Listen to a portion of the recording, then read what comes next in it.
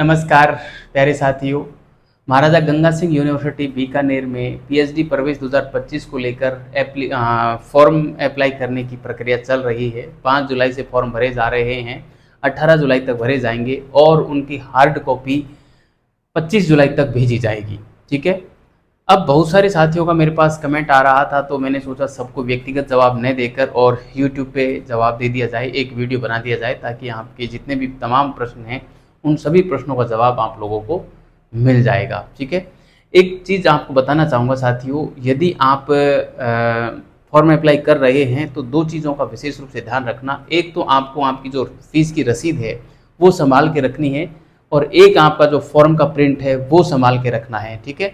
जो आप वहाँ यूनिवर्सिटी भेजोगे वो उसकी फ़ोटोकॉपी लगा के भेजनी है, और वो तो क्योंकि प्रिंट निकलेगा फ़ोटोकॉपी निकलेगी वो तो आपको एक दोनों चीज़ों की, यानी कि एक तो फॉर्म प्रिंट की और एक रसीद की, ये कॉपी आपके पास रखनी होगी अनिवार्य रूप से।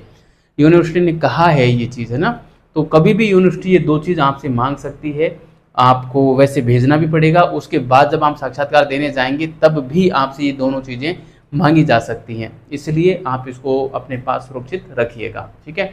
अब मैं आपके कुछ प्रश्नों के जवाब देने का प्रयास करता हूँ। बहुत सारे कमेंट आए थे वैसे तो, लेकिन कुछ जो मेरे जहन में हैं और मुझे लगा कि इनका जवाब देना चाहिए, उसको लेकर मैं यहाँ पे उपस्थित हुआ हूँ।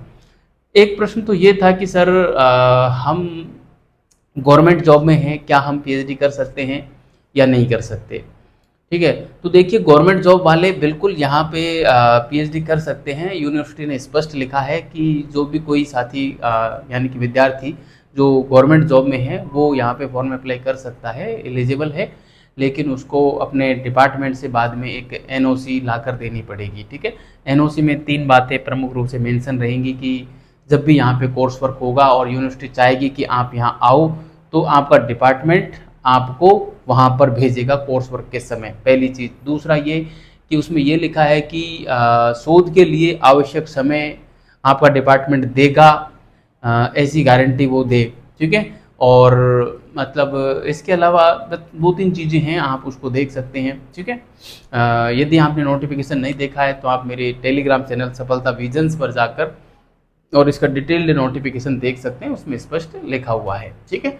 तो चलिए, एक तो प्रश्न ये हो गया कि गवर्नमेंट जॉब वाले भी यहाँ पे फॉर्म अप्लाई कर सकते हैं और उनको जो है एनओसी देकर और पीएचडी करने का मौका यहाँ पर मिल जाएगा। ठीक है। एक तो ये बहुत सारे साथियों का कमेंट आ रहा था कि सर ये तो गड़बड़ मामला है कि इस प्रकार से ये जो इंटरव्यू की प्रोसेस है वो थोड़ी गलत है कि एक सीट पर 2 को बुला रहे हैं, है ना। देखो, अभी एक सीट पे 2 का इन्होंने नोटिफिकेशन में स्पष्ट डाला है, और मुझे लगता है कि प्रत्येक कैटेगरी से 2-2 स्टूडेंट एक सीट पर बुलाएंगे तो एक सीट पर 6 स्टूडेंट हो जाएंगे वैसे ही। ठीक है। और जैसा कि महर्षि दयानंद सरस्वती यूनिवर्सिटी ने किया था, प्रत्येक साथी को जिसने फॉर्म अप्लाई किया था और वो योग्य था, उस सबको इंटरव्यू कॉल किया। ऐसा यहाँ पे शायद महाराजा गंगा सिंह यूनिवर्सिटी में मुश्किल होगा, क्योंकि मेरा देखा हुआ है 2019 में मैंने खुद यहाँ पे मतलब फॉर्म अप्लाई किया था, और उसमें मैं फॉर्म अप्लाई करने के साथ ही बाहर हो गया था इंटरव्यू के रेस से, जबकि मेरे पास जीआरएफ थी। सॉरी, कारण क्या था कि जीआरएफ वालों को जीआरएफ के स्कोर कार्ड पे, क्योंकि जीआरएफ में तो कोई स्कोर कार्ड रहता नहीं है, उस ज़माने में स्कोर कार्ड नहीं होता था, तो उन्होंने एमए की परसेंटेज बेस पे बाहर कर दिया था, है ना। एमए की परसेंटेज बेस पे एक सीट पर 2 विद्यार्थियों को बुलाया था, तो उन 2 विद्यार्थियों में उस समय मेरे से ऊपर परसेंटेज वाले उन लोगों को मिल गए थे, मास्टर डिग्री की जो परसेंटेज होती है वो, इसलिए मुझे बाहर कर दिया और उन लोगों को ले लिया गया था। ठीक है। तो हो सकता है इस बार भी एक सीट पे 2 स्टूडेंट बुलाएंगे, लेकिन उस ज़माने में कोई कैटेगरी ज़्यादा बटी हुई नहीं थी, 2 ही कैटेगरी हुआ करती थी, एक जीआरएफ वालों की, एक नेट वालों की, तो दोनों कैटेगरियों से स्टूडेंट उस समय लिए थे। अब चूंकि वर्तमान में 3 कैटेगरियाँ हैं, तो मुझे लगता है कि तीनों कैटेगरी से 2-2 स्टूडेंट एक सीट पर वो लेंगे और उसके आधार पर फिर ये जो है इंटरव्यू करवा लेंगे। और इंटरव्यू 30 नंबर का होगा, यहाँ पे स्पष्ट मेंशन किया है। महर्षि दयानंद सरस्वती यूनिवर्सिटी ने तो इंटरव्यू का कहीं पे मेंशन किया ही नहीं था। मैंने पूरा नोटिफिकेशन पढ़ा, 70-75 पेज का नोटिफिकेशन था, लेकिन उन्होंने ये नहीं बताया कि इंटरव्यू कितने मार्क्स का होगा। लेकिन महाराजा गंगा सिंह यूनिवर्सिटी ने स्पष्ट कहा है कि इंटरव्यू 30 मार्क्स का होगा, और जीआरएफ वालों का जो एडमिशन होगा वो सीधा इंटरव्यू के मार्क्स के आधार पे होगा। 30 में से आप कितने लाएंगे उतने मार्क्सों की मेरिट बनेगी और जो टॉप के स्टूडेंट होंगे उनको शामिल कर लिया जाएगा। आरक्षण का प्रावधान यहाँ पे है, वही आरक्षण यहाँ पे लागू होगा जो राज्य सरकार हमको देती है, ठीक है। और जो सेकंड और थर्ड कैटेगरी के साथी हैं उनका जो एडमिशन होगा वो इनको नेट के स्कोर कार्ड का 70% प्लस इंटरव्यू जो 30 मार्क्स का होना है उसमें से आप जितने नंबर लाएंगे उसका भी 30% जुड़ेगा, और इस प्रकार दोनों को जोड़ के और एक कंबाइंड मेरिट निकलेगी, उसके आधार पे आपका एडमिशन किया जाएगा, ठीक है। तो ये कुछ आपके कमेंट थे, उसके मैंने जवाब दिए। कई साथी कास्ट सर्टिफिकेट को लेकर भी चर्चा कर रहे थे, मैसेज कर रहे थे। तो देखो मैं बता दूं आपको, कास्ट सर्टिफिकेट आपका 1 साल से ज़्यादा पुराना नहीं होना चाहिए। ओबीसी, एमबीसी, ईडब्ल्यूएस 3 कैटेगरी वालों का, तो एससी एसटी का तो इसमें कुछ मेंशन किया नहीं है, और उनका तो शायद एक ही बार बनता है। खैर पता नहीं ये गवर्नमेंट इस प्रकार का क्यों करती है कि ओबीसी वाले 1 साल बाद अपना बदल लेते होंगे, एससी एसटी वालों की कभी कास्ट नहीं बदलती होगी।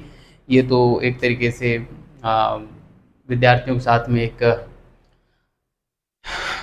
अन्याय है, लेकिन खैर चलो जो भी है, अब हमको तो करना है वो हम करते आए हैं अभी तक, और हर बार हमको हर साल हमको हमारा कास्ट सर्टिफिकेट नया बनवाना पड़ता है, वो बनवाते भी हैं। तो आप बनवा लेना और उसके बाद ही फॉर्म अप्लाई करना। मैं फिर कह रहा हूँ, यदि आप पुराना कास्ट सर्टिफिकेट लगाते हैं तो आपको जनरल कैटेगरी में कंसिडर किया जाएगा, आपको आपकी कैटेगरी में कंसिडर नहीं किया जाएगा। यूनिवर्सिटी ने स्पेशल इस बात को जो है मतलब विशिष्ट रूप से इस बात को मेंशन किया हुआ है, ठीक है।